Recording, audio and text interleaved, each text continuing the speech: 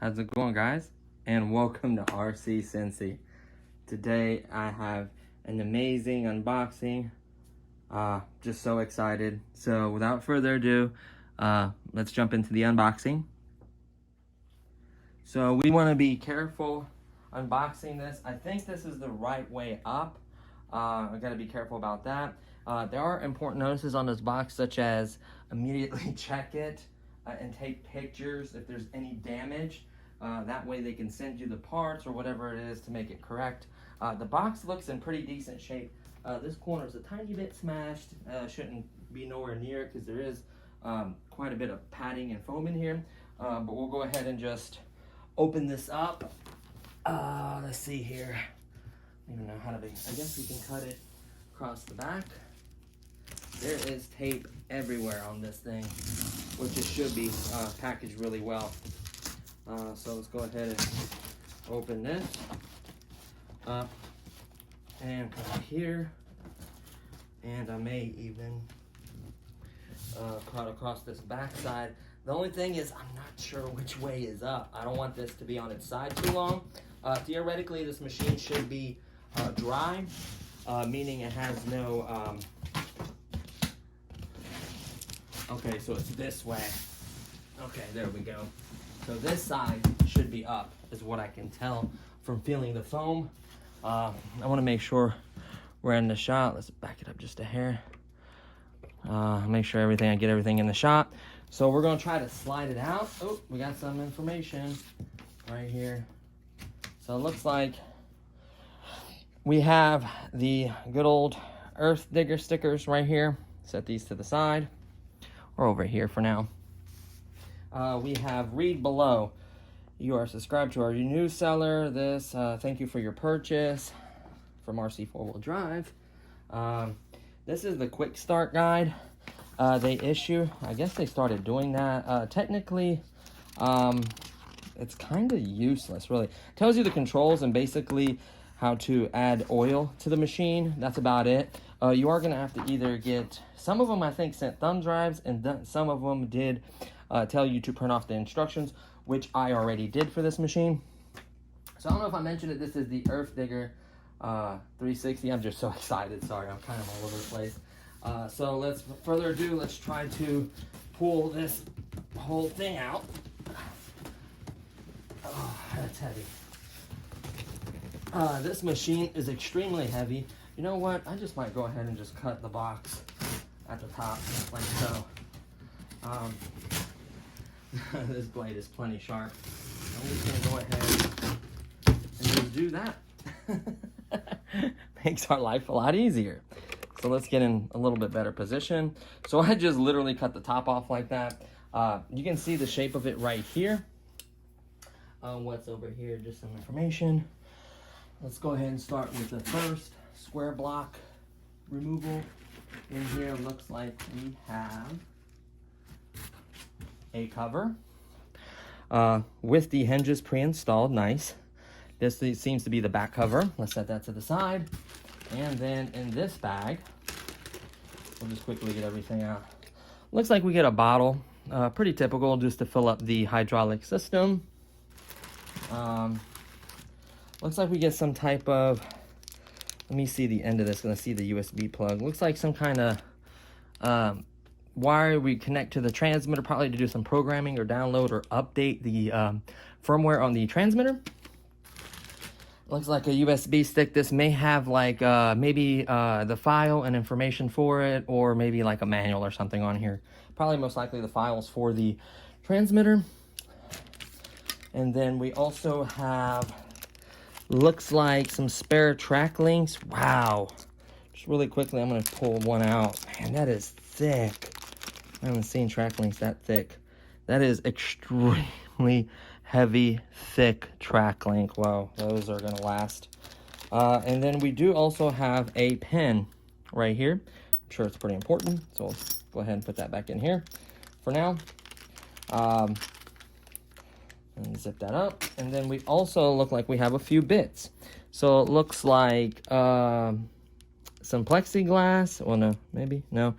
Yep, a piece of plexiglass, 2 hinges, some little light covers, the back light covers, a couple mirrors, it appears to be, and probably the glass for the mirrors. So that's really, really cool.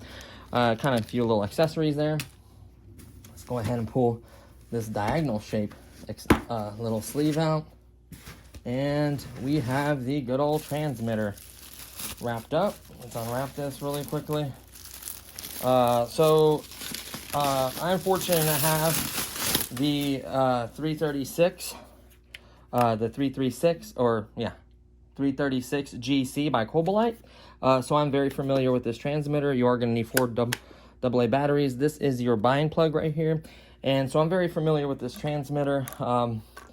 You know, really good transmitter. I am gonna have to label them because they look exactly the same. So it's actually a really nice transmitter. Technically it's 10 channels plus these 2 buttons on the back, so it's closer to 12, probably 10 channels with 2 auxiliaries, I would say. So a really nice transmitter. And that looks like that's everything in these little cutouts. So for the main event, looks like we have to pull this big foam insert. So look how thick this foam is. It's extremely thick. Oh my goodness. She is a beauty. So what I'm gonna do is give you a sneak peek in here, and then I'm gonna pull her out. Oh my God, the size of this thing is just tremendous. Definitely huge. Oh my goodness. I'm so excited, guys. So you wanna very carefully grab it. You don't want to break or damage anything on it. So what we're going to do is we're going to push the boss back, and we're going to pull it out and place it right in front of us. So we're going to get a good, we'll make sure we get a good grip, which is kind of hard the way it's in here. I don't want to grab it by any steps or ladders. I want to physically grab something hard. Hold on. I'm hemmed up a little bit with the bucket. There we go. Get that kind of undone. Oh, so the pin is out of the front. Oh my goodness, this thing heavy. So this is to remove moisture. Heavy wasn't even the word. Oh my goodness. Whew. Yeah, so the pictures online does it. Let me go ahead and detach from here, because we're gonna have to get up on this. Keep the light on there though. The pictures online does it no justice whatsoever. This thing is massive. 1/14 scale is bigger than 1/16 scale, but it's not big enough that you couldn't use it together, in my opinion. A 360 is bigger than a 333, so it wouldn't look that bad having them together. Especially, I think, for the larger dump trucks, it should be okay, especially like the Diecast Master dump truck is kind of big for a 16 scale. So, yeah, but I am blown away by the detail. So we'll just quickly go around it. I don't want this video to be too long. So right off the bat, looks like it's either powder coated or painted, probably most likely powder coated. Really nice color. You can see the steps, the big cog wheel, really nice tracks. Then we're gonna go ahead and move up the step. Looks like, there we go. It was a little bit, it wasn't really bent, it was just a little bit. There we go, perfect. You got some detail here with this, and this little like fueling, like a little fake fueling cap. Coming around the back, hold on, let me come around the machine. I'll try to move the light as well, probably, that'd be a good idea. I should have just put this on the stand and moved it all. So this is the back of it. You can see there's some information there. I'm probably gonna remove that off there. You can see where the inserts for the lights go. Nice big metal block in the back for weight. That's just incredible. Wow, that is huge. I realized how big that is. That's the back of it. I'm just trying to kind of work my way around showing you everything. So this is the sides. It does have some ventilation. I really am happy to see that. Same thing with the top right here. I am really, really happy to see ventilation. That's one thing I wanted for the 336, and you can do, is ventilation. I think that's very important for a machine to be able to breathe. So very, very important. And then you have ventilation on this side. Doesn't look like any of these side pieces open, which isn't a deal breaker. You could easily get those hinges and do that. Coming around to this side, the cab, to be honest with you, every single thing on this thing is metal. I could already tell by looking at it. Yeah, everything is metal. Here's the door. It does open up. So I think that's one of the nicest features, is the fact that it can open. Not that you could, not that you couldn't do that to other machines or modify them. Even the seat is metal. These levers, metal. The pedals, metal. Basically everything in here is metal. It's so crazy. This handle, metal, of course. Just everything is metal. It's insane. So that's how the door opens, and then you'll hear it click, just like that. There's the top of it. They did pre-install the glass in for you, so that's nice. You don't have to mess with that. Looks like we have, now there'll be other in-depth videos showing the internals. It's hard to see everything right now. So it looks like we have XT60, which is pretty common connector. A lot of folks have those. Looks like we have an oil tank, a breather, well, kind of a exhaust, should I say. There's a cap there. There is a MPA gauge, which is really nice to know what pressure you're running. That's very important. Here is the pressure adjustment. I thought this was the breather, but actually this is the breather, and this is how you adjust the pressure by turning this right there. You can see the brushless turn that connects to the cog that helps it turn. You can see some of the wiring is like wrapped or covered in something. I like that. So you don't see a bunch of wires. Here are the lines. So we have 2, 4, 6, looks like 8 lines running out. Oh yeah, because 2 of them is gonna run for this bottom section right here, and then obviously the other 4 is gonna be for here. So actually you're gonna have 4 down here and 4 up here. So that's why it's 2, 4, hold on, 2, 4. Am I confused? 2. So 2, 4. It's just hard to see in there. So 2, 4, 6. There are 6 of them, I apologize. Sorry about that, it's really hard to see. So this block is 3 large servos, and it has 6 connections. It does have some kind of splitter that breaks off for the bottom 2 to power both of these rams on either side. And then the remaining 4 comes up this way and powers obviously the stick and then the bucket roll. So the bucket is huge. It's about the size, honestly. Yeah, my fist fits in the bucket. So I have pretty stubby fat hands, so yeah, it fits in the bucket. You can see these lines are 4mm. I actually have these connections because I bought these and I thought they would work for the other one. 336, nope, it's this size connection. So it's nice now that I technically have spare parts for it.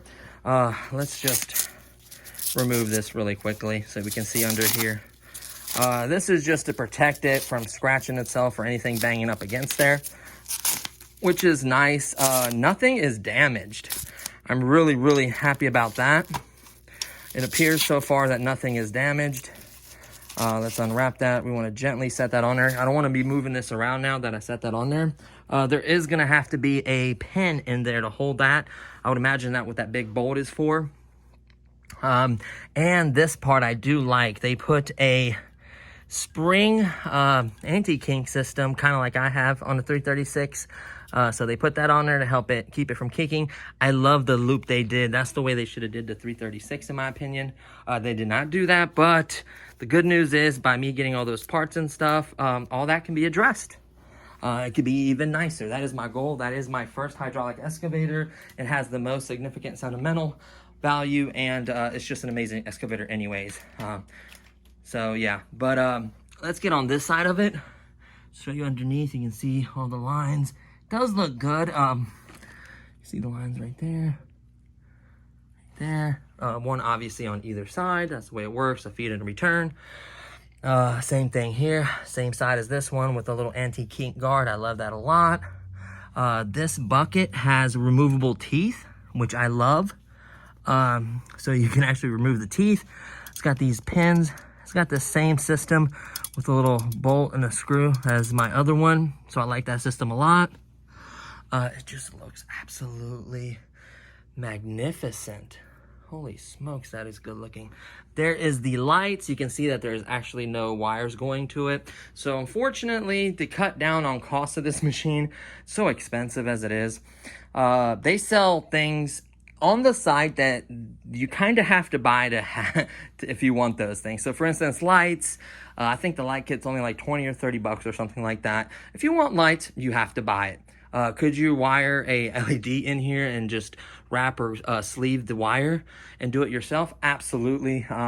It's just nice because they have the right proper adapters. You can easily plug in some kind of light switch system in a channel and then program it onto your transmitter. So you do have quite a few options there. But it's nice because the other ones fit in there perfectly. There's a little Allen wrench, I would imagine, or a screw or a grub that holds it in place. Just run it neatly and right back in there. So I'm trying to see if anything else opens. A nice little step there. So that's really the outer of the machine. There's a lot in the workings underneath here. So it looks like, oh, it looks like there is a adjustment for pressure here. So does this not turn? Oh, it does. I don't want to move that though. So it looks like you have multiple adjustments for this machine. One here. Oh, this is a pressure bleed off, I would imagine. And this is how you adjust your pressure. And then that's your breather. That's your gauge. It's just really, really nice. Look at the size of those servos. I hope you guys can see that. They are massive. So one of the things with the XL4200, the original one, is I was impressed by its power. A lot of folks are actually digging in undisturbed dirt, which was really impressive. Sometimes they use a reaper or something to loosen up and then they dig it, but it's technically the machine doing all the work. And unless it's extremely, extremely hard, dry dirt, that could be a little challenging, but I've seen quite a few videos of folks actually digging in undisturbed dirt with it. So I think a lot of that has to do with weight and the setup and everything else, how you do it. So, yeah, there's a tiny little bit of oil around this cap, but the rest of the machine looks perfectly dry and clean. Probably a little bit came out of the breather where they did have oil in it previously to test it. I'm sure all this has been tested to make sure it does not have leaks, because they know people would just send them right back or complain about it. So I'm sure they addressed that. To remove this top lid, to look at anything or work on anything or add fluid to make it easier for yourself, it's just 1, 2, 3, and 4 screws. No big deal whatsoever. This whole top lid just comes. Just watch it because it is connected there. So just move it to the side. That way you can see in there if you have any other leaks or anything while you're filling it. The nice part, having a breather, all your air is going to come out of here. You're just going to have to basically work the system to get all the pressure out of the system. So this will go up to, on the gauge, up to 10 MPa. It'll never run that much. 10 MPa is extremely high. For instance, 3.5 MPAs is like 507 pounds of pressure. I honestly think they operate around like 2.5 to 3.5 at most. So that's a pretty standard MPA. A lot of them honestly stick to 2.5. A lot of manufacturers will tell you they're running at 3.5.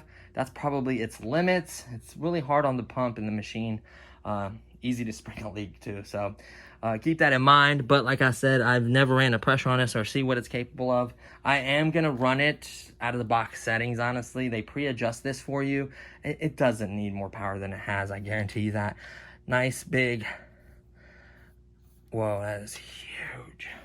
So the only thing really is this video is long enough. I'm going to be wrapping up this unboxing. I am extremely excited. It's going to be kind of difficult to step away from this for a second. So for size comparison, I guess I could theoretically bring in the 336 and just set it next to it just to show you really quickly in the unboxing, just the size comparison. There will be a full review and comparison later on, but I feel like it just as reference, maybe if you have one already, or if you've seen one and just haven't seen this one, it'll give you a good idea of 14th scale and 16th scale, right? It'll make it a lot easier that way. So I think I'm going to do that really quickly. Okay, so I grabbed my Cobolite 336, 1/16 scale excavator, and that is the size comparison really quickly. The tracks are much longer and wider. The boom is larger and wider. Basically, the whole machine is bigger. Honestly, a 336 should be smaller than a, what is this, like a 4 something technically, isn't it? I do believe they call it like the Digger 360L, but I think when you add like the scale stickers and everything to it, I think it's like a 480.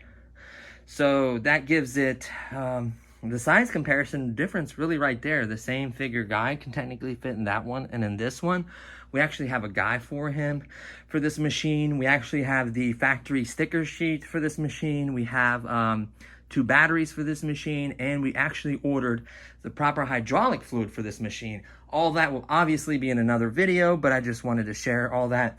Minimum to get it running, you are gonna need to provide your own battery and your own hydraulic fluid. So that's minimum, and obviously 4 AA batteries. That is the very minimum to get this machine running.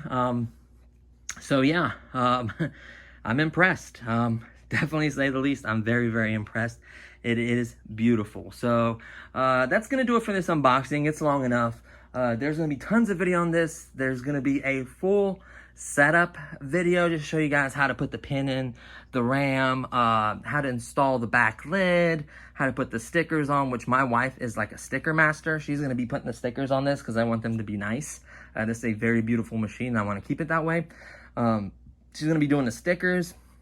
I will be putting fluid in it, throwing a battery in it, and getting it to run at some point.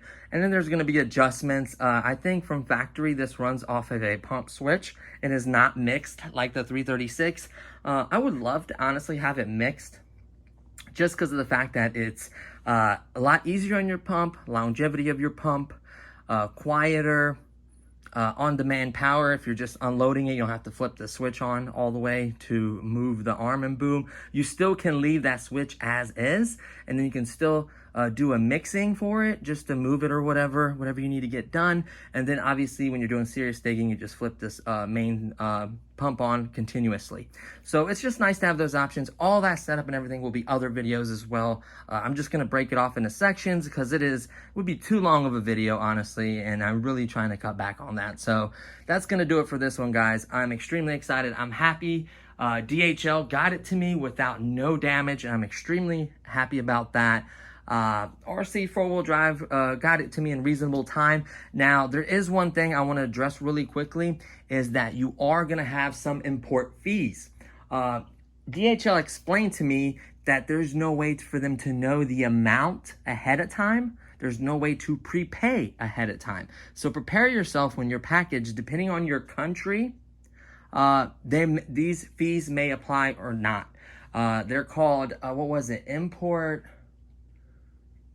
Do you remember what it was called, honey? It was like import something.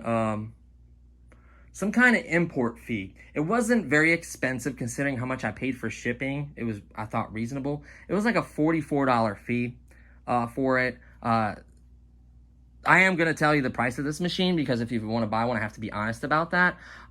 So in the unboxing, I guess I could tell you the price.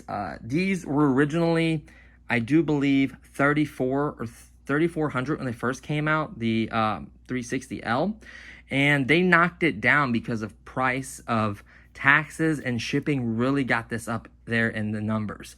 So they figured they discounted enough to cover the cost of taxes and shipping. I noticed that. So it was originally like 34 and some change. They knocked it down to 2,700. You add 250 for taxes and 400 and something for shipping.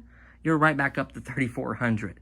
And then obviously the $44 import fee. So you're like 34 and some change, almost 3,500 if you want to round up. So be prepared. These are not cheap. They are professional grade in my opinion. They're amazing machines. Not taking anything away from the 336. That is an incredible machine too. I am just blessed and extremely happy that that I'm able to do this and share it with you guys. That's very important. You guys get to share the experience with me, so that's just as important.